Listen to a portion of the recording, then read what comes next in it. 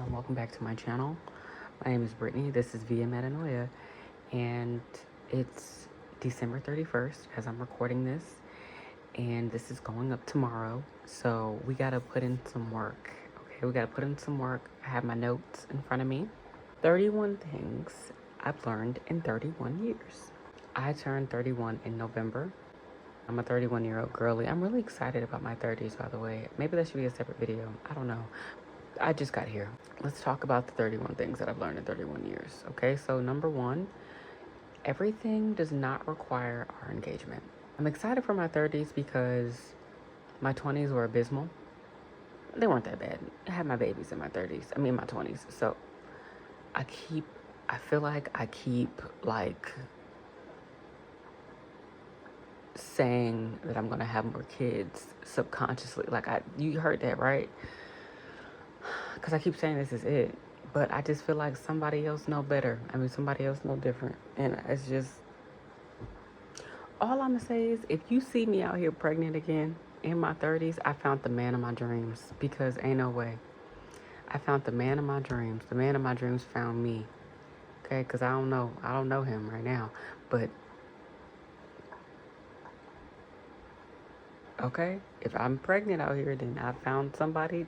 He's rare. He's a rarity. He's a unicorn. He's something like, wow, you really came to this dimension, like, specifically to find me. Like, literally, like, if you see me out here pregnant in my 30s at any point, Brittany, Brittany must have found the greatest man alive, finally. Like, hello. Anyways, my 30s are going to be much better than my 20s, and I remember talking about that with my therapist. Like, yeah, girl, I'm not dealing with this. Like, I refuse. I don't want my 30s to look like my 20s. They shouldn't, right? They shouldn't look like that. But I'm grateful for my 20s. Okay, but I think we should talk about that in a separate video. Let's go down this list that I made of 31 things that I've learned in 31 years. Number one, everything does not require our engagement. I think sometimes, especially in this age of social media, sometimes people feel the need to respond and react to everything. Like, I need to have an opinion on everything. No, you don't really have to. Or there are people who get fuel from your reactions and your responses, and they will word things and do things in a way that it's like, I can't help but respond to this. Some people cannot live without your reactions and your responses, whether you know it or not. Some people don't do anything so they can get a reaction out of you. People are weird. Everything does not require our engagement. Some things you could just keep scrolling, not literally just social media related, but in life. Oh, that happened? They said what? Keep scrolling. They ain't got nothing to do with me. You got to know what has to do with you and what doesn't. You got to know what to make time for and what to be like, you know what, that has nothing to do with me at all. It has to go. It's not my business. I had to learn that the hard way so many times in my 20s, that everything doesn't require our engagement. I felt like engaging in everything, it felt like I had control over it if I responded to it. And I thought that any special words, my nails are coming off. They'll be done in the next video. They will be. Yes. What was I saying? Yes. I thought that by interacting with everything and engaging in everything allowed me to control more of my life. But you know what's the best control? Not doing anything. Number two, forgiveness does not require rekindling. I have forgiven many a nigga. Okay? A gaggle of nigga. Okay? And rekindle things, and my life went to shit every time. Well, there was a couple where things are actually, because they were normal, but there was a couple men who I rekindled things with, and it was like, oh, this is nice. We've both grown. I remember I had this ex-boyfriend of mine. He randomly contacted me and apologized for how he treated me when we were boyfriend, girlfriend. And we were boyfriend, girlfriend a long time ago, like high school. And he apologized. It's just very random. And I was just like, oh, growth. Anytime I reconnect with him, because, we're cool, Anytime which is random, but it's always like good vibes. We're always in a different space in life. We're always growing. And it's just nice. Like, oh my God, look at you. What's going on with you now? That's what's up. Like, it's nice. But not all forgiveness requires rekindling. And I read that wrong. It says forgiveness does not equal rekindling. Let me make this bigger. Because your girl, I got my glasses on though, so that's the crazy part. Forgiveness does not equal rekindling. Everybody don't need to be back in your life just because they said sorry. And you don't need to be back in anybody's life just because you said sorry. Okay, you're sorry. Okay, they're sorry. What did they do? What happened? Does it make sense for them to be in your life? Because what I learned I was in a very bad relationship and I forgave them quite often. Even though they were never really sorry, they never really apologized. That's the thing about being in relationships with like abusive type people and like manipulative type people. They never really apologize. Not really. They never really take accountability. But they learn you and know what is just enough to get you to feel like you forgave them. It's all a mind game. It's really crazy. But me getting back with someone so many times when I could have, I didn't know. I had to learn. But there were so many instances where it could have just been like, I forgive you and moved on, and life would have been very different for me right now. But I feel like this nail is about to come off. So by the end of the video, this nail is gone. You know why. I returned to old friends and boyfriends and let them return to me. Or we just reunited with each other at some point, probably when it shouldn't have happened. Some people just don't need to be in your life. Sometimes that forgiveness is the most important part of the relationship with the person. Learning how to forgive, learning how to spot those patterns and why things didn't work out. Sometimes things don't work out, so you can figure out why they didn't work out and take those lessons from them. Everybody don't need to come back. The past isn't the past if you refuse to visit it. I learned that in therapy.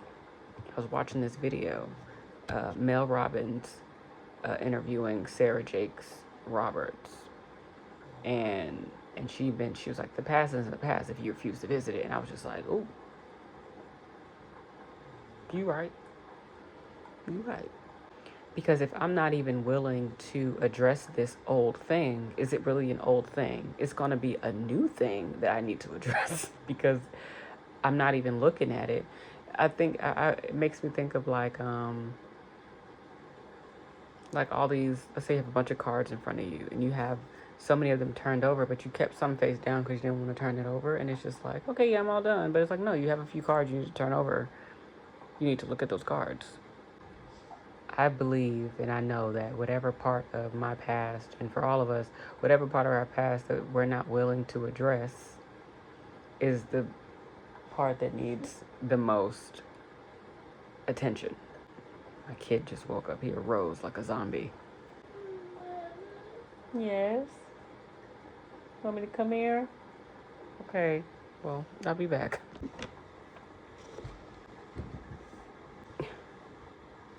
Bing, bop, boom, boom, boom, bop, bam. The type of shit I'm on you wouldn't understand. Okay. Big dog piss up with no terrain. Okay. All right. So my seedling is okay. I don't know what I was saying, but basically, I learned that the past isn't the past if you refuse to visit it, and I've had to revisit some really uncomfortable things. This is why I love journaling. This is why I'm so grateful for therapy. Okay? Stop it, computer. Stop embarrassing me. 4, romantic love is not the only valuable love. And I think this is something I didn't realize that I was even valuing so much until I'll say this about the abusive relationship that I was in. I learned so much about myself. It's so much valuable information that I needed. I'm not going to say I needed that because I'm not going to say anybody needs to go through what I went through or anything worse, or even if it was a little less worse. Going through an abusive relationship where you just come out not yourself at all, you feel like a shell of yourself, I don't recommend to anybody. But I learned a lot about myself. For me personally, I can only speak for me.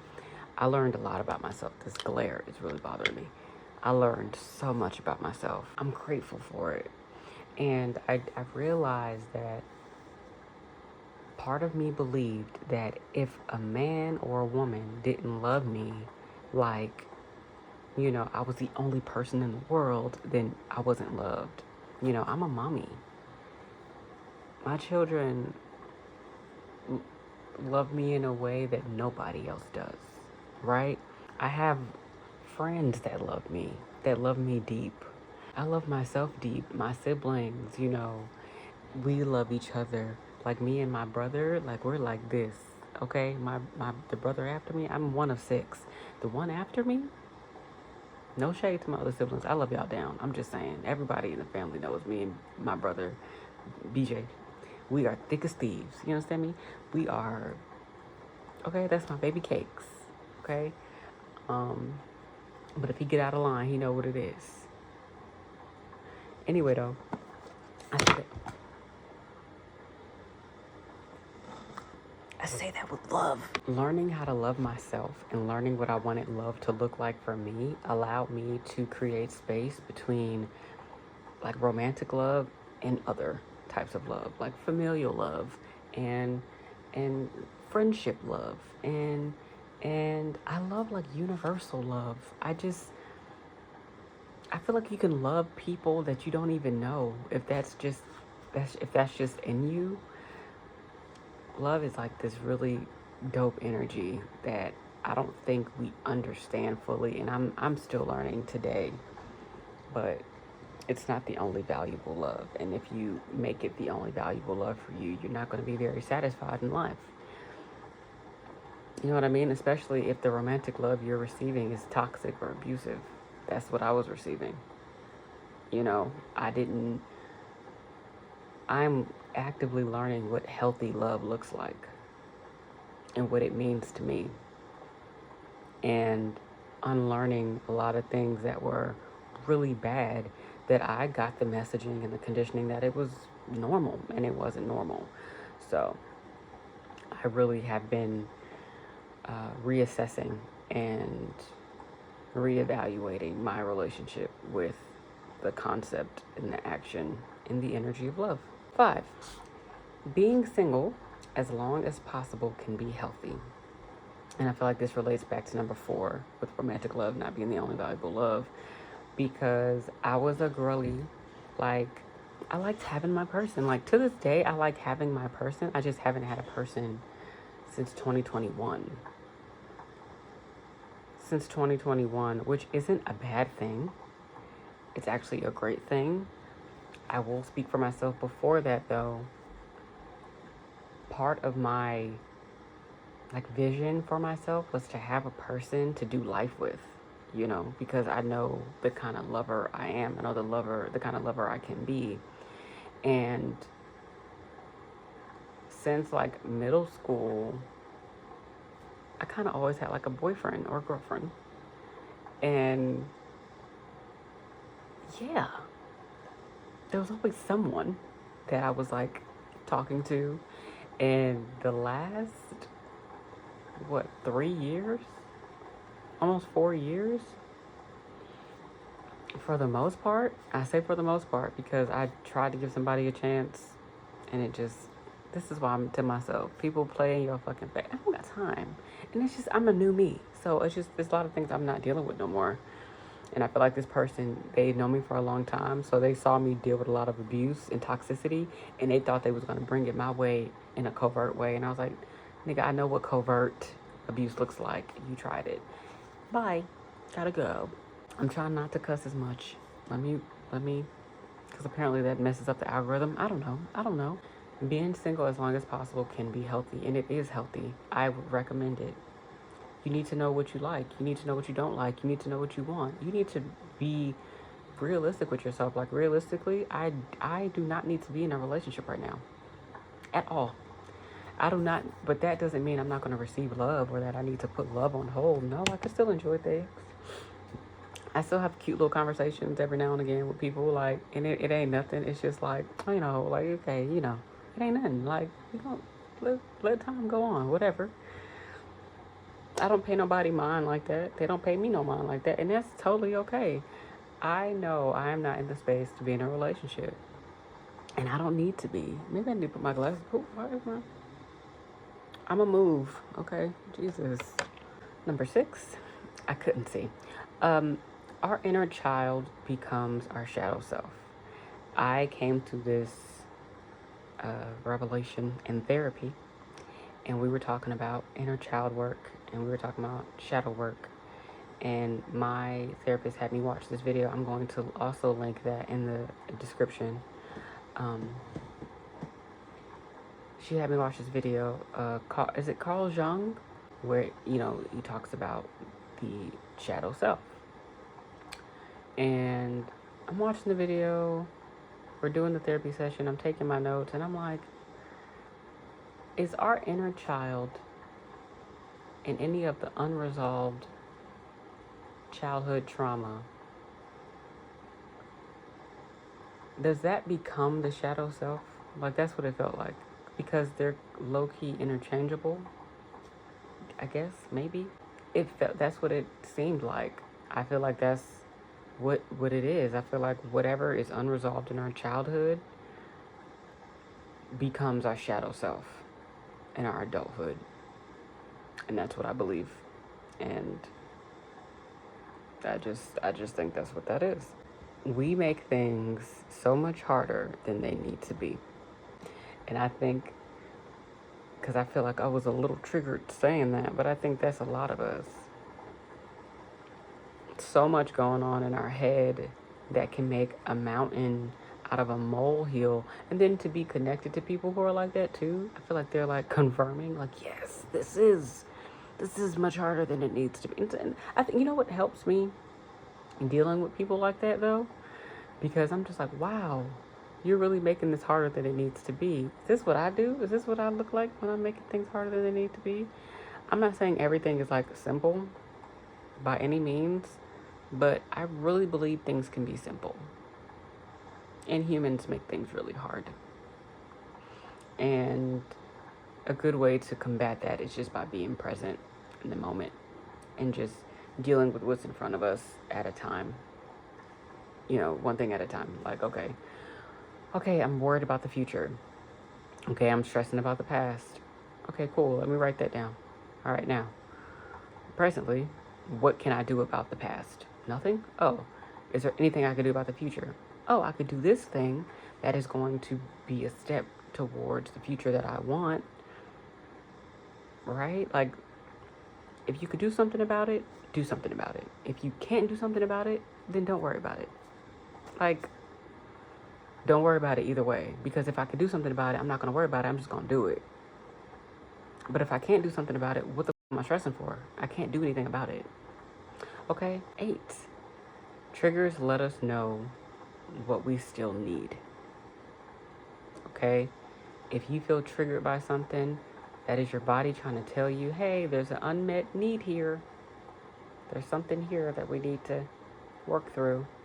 There's something here that you need to pay attention to. Remember, the whole past is not the past if you're afraid to go backwards type shit, whatever I said.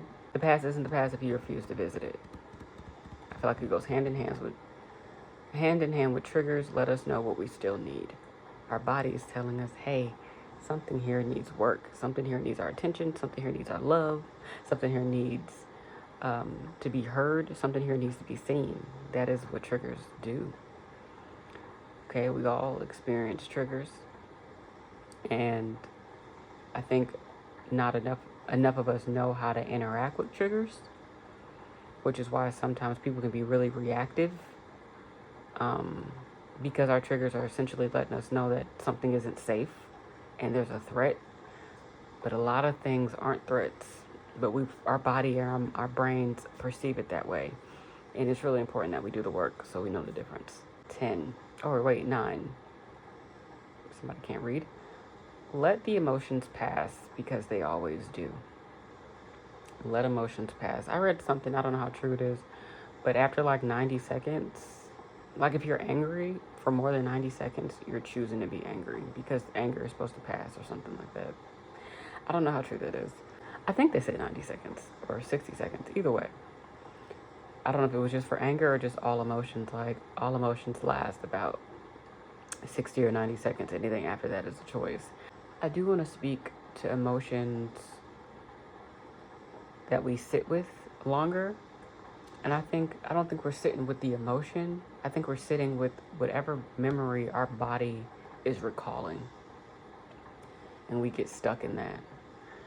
And we harp on it when all we're supposed to do is observe it and let it go by. Like, imagine you're sitting in a house. Your body is the house. Your eyes are the window. There's a car going by. That's the emotion. Just let the car go by.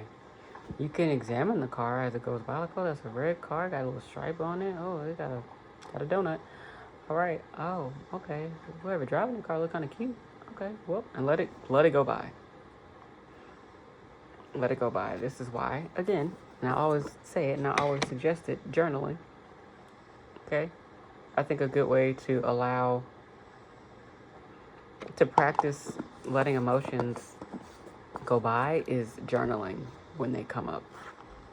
Journaling is really a little gem, okay? A little gem that saved my life, okay? 10, people know what they're doing. They always do.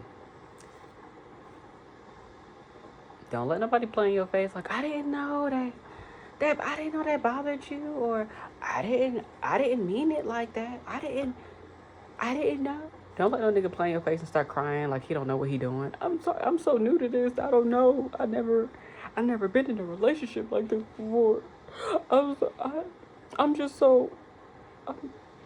What did Cardi B say about Offset? She said, I miss my granny. I digress. But don't let nobody play in your face. People know what they be doing. We're grown. This is 31 things. I'm 31. Don't let nobody play in your face like that. And I'm going to just leave that at that. 11, if it feels weird, it probably is. That goes back to the other one a little bit too. If it feels, it probably is. Learn to trust yourself. That's something I've definitely learned, especially from my being in that relationship. I learned to trust myself because I was with somebody who did not want me to trust myself, who did not like that I was intuitive, who did not like that I wanted to trust myself more and that I wanted to follow my instincts more. I was with somebody who covertly got me to believe in them more than I believed in myself. And that, essentially changed the trajectory of my life, not trusting myself. Because there were so many times, it was like my body was like, run, you leave, stay away. Okay? If something feels weird, it probably is. You should trust it. And if you don't understand why it feels weird, don't play detective. That was me. I would play detective. I would try to figure things out instead of just leaving and then figuring it out later. Because that would have saved me a lot of blood, sweat, and tears. Okay? You don't have to understand it right now. Not everything is meant to be understood right now. Some things you gotta just be like, I don't know why I have to leave, but I'm gonna leave. I don't know why I'm doing this, but I'm gonna do it. And then trust me, the universe is gonna tell you exactly why. Like, oh, thank God I stopped doing this. Thank God I stopped dealing with them. Thank God I stopped talking to them. Thank God, blah, blah, blah, blah, blah. I probably would have never learned that if I was still doing this. I probably would have never saw that if. Trust the process, trust your body, trust your mind, trust yourself, okay? Nobody knows what you need more than you. I don't care what they tell you. I don't care what they convince you of.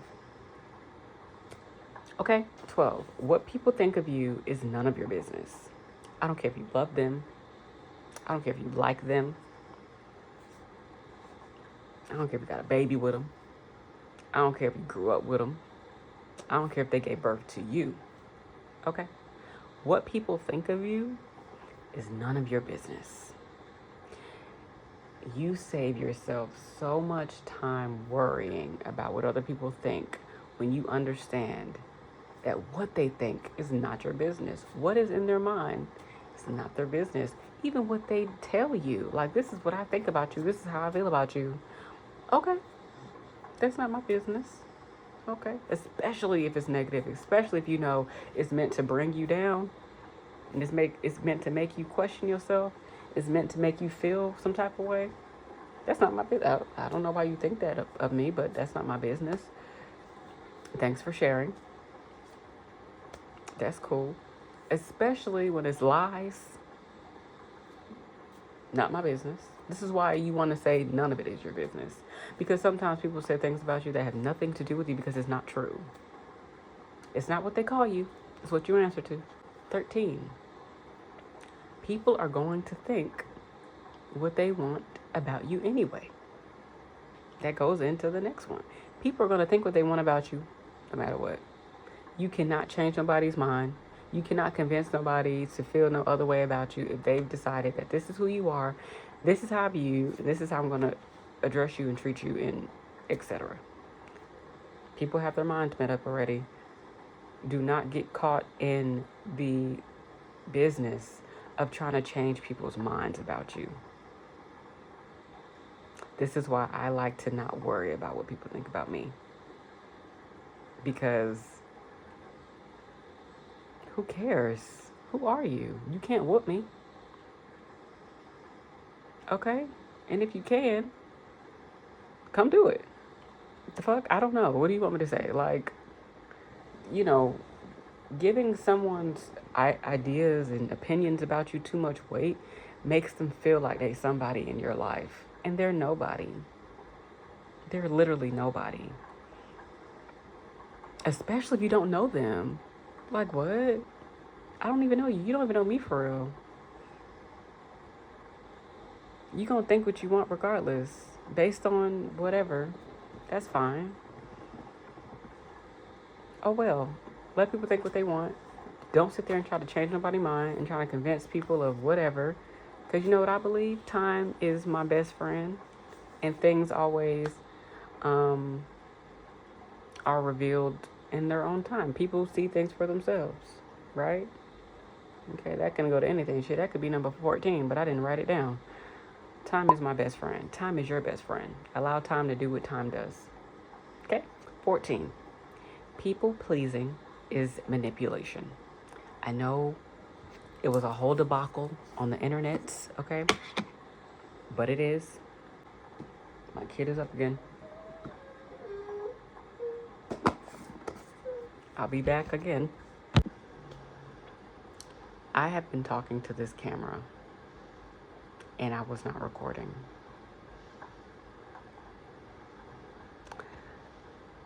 I said so many great things. I even stared at the camera for a second. So, people pleasing is manipulation. It is. I don't want to spend too much time explaining this myself because I feel like the video that I saw is a better example. When you dishonor your needs as someone who is a people pleaser, you show up to relationships inauthentically. That means you are not being honest about the things that you want, that you desire, that you need. Whether that is you being dishonest with yourself about you wanting and needing those things, or you being dishonest to the other person. Either way, there's dishonesty there, which is off back. Like, dishonesty is manipulation. Is it done with malicious intent? No, not all the time. Sometimes people please because they think that's literally the way that they can get love. They've been conditioned from the time of being a child to believe that is the best way to get love. Is it the best way to get love? No, it's not, because again, you show up inauthentically. You don't get what you want out of the situation. You build resentment towards people typically, and that erodes every relationship. A lot of people also do it because they just want a sense of control in the relationship and they don't want there to be problems or issues because they are conflict avoidant. Why are they conflict avoidant? Probably because they grew up getting beat upside the goddamn head, like many of us, including myself. Is being a people pleaser a moral failing? No. The problem that I think a lot of people are having is that they think that I'm saying you are a bad person because you are a people pleaser. No, I'm saying you need to be accountable for changing this behavior because the reality is you're an adult now. For the people who are listening, because I'm not talking to children, you're an adult now. You need to take accountability for the things that you want out of life and get out of relationships where people are exploiting you. I know it may be difficult to believe because many of us were conditioned to believe otherwise, but your behavior is not reflective of you all the time. Sometimes your behavior is just that, a behavior. It is not you, it is a behavior. You can change the behavior and you can get out of the pattern of that behavior. I hope that makes sense. And if you have a problem with me saying that people pleasing is manipulative, please consult the many articles from reputable sources that say the same thing when you Google people pleaser and manipulative. It is not a moral failing on you, though, if you are somebody who has people pleasing tendencies. You can grow out of it. You can unlearn the behavior. You could change. Like, I know people in society have conditioned you to believe that everybody is disposable or a horrible person if they participate in doing anything that is remotely manipulative or bad. But newsflash, we are all learning and unlearning on this journey. And this is not a judgment. It is a statement and an observation. Do you know what today has taught me? Today has taught me that a lot of y'all project and just don't understand that y'all are projecting. When I say that people pleasing is manipulative, or I say that people pleasing is manipulation, I'm actually not assuming that people have malicious intent. I know that people are assuming that that's what that means because they're projecting their own morality onto the word manipulation, but that is not what I mean. I mean that it is quite literally a behavior where you are manipulating a situation because you're not being honest and you're not allowing people to behave in a way that they would if you express the truth both to yourself and other people. When you flip on a light switch, you are manipulating light particles. When you switch on your shower, you're manipulating water. Are you doing that with malicious intent just because I said you're manipulating it? No. I feel like the reason that people are really hit is because people pleasers in large view themselves as victims when the reality is they have more autonomy than they like to think or have been conditioned to know. And that is why people are bothered. Yeah. You're not a terrible person for having that pattern of people pleasing. I was a people pleaser. I probably still have residual um, backed up. That's how I survived. It's literally, as a kid, I didn't know that's what I was doing as a child, but it kept me safe. You know, I wasn't allowed to be my full self. And as I grew up, I still wasn't allowed to do that. And then when I became aware that I wasn't allowed to do that, I had like a fucking breakdown. So it's almost like being in a psychological thriller where you realize, oh, oh shit, oh, it's not my world. Like it's just a lot. So people pleasing is manipulation because you are trying to get needs met. You are trying to get some sort of result through, not being yourself, through being who you think that they want you to be. And it's not fair. And once you can identify that's what you're doing, don't make it your whole personality. Like, I'm a people pleaser. This is, if if you understand that you're not being true to yourself and you're miserable, it is on you to do whatever research and work and practice and therapy and journaling and whatever it is that you need to undo that, to practice not doing that, to be a little bit more of yourself every day. It's a process, but it's possible. I am more of myself every day, and it feels nice. It feels nice. Some people hate it. Oh, well, I think that's when you know you're doing it right. You have to be okay with people being mad at you. It's really fun. It's not that bad. It's not that bad because it's just like, you know what? I was true to me. I didn't fold because you made a face. I didn't fold because you said a thing that you kind of ate me up, but not in a good way, but you were like mean, whatever. Okay. Oh well. But you know what? I was true to me. I'm doing what's best for me. And you don't like that. Oh. Yeah. Yeah.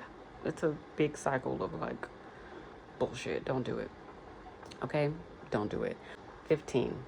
Everyone did the best they could with what they had and what they knew. So crazy that that's number 15, because I just watched that video of Mariah Carey. I'll do the best I can with what I got. Oh! I'm gonna do the best with what I got. Whatever she said. I think I said it wrong, but it was very funny. It's very true. But that's what everybody did. And that's what everybody's doing all the time. And I have to constantly remind myself of this, of certain people in my life, especially like elders, you know, and like parental figures. That is part of, okay, my son is back up. Yes. Okay, I'm coming.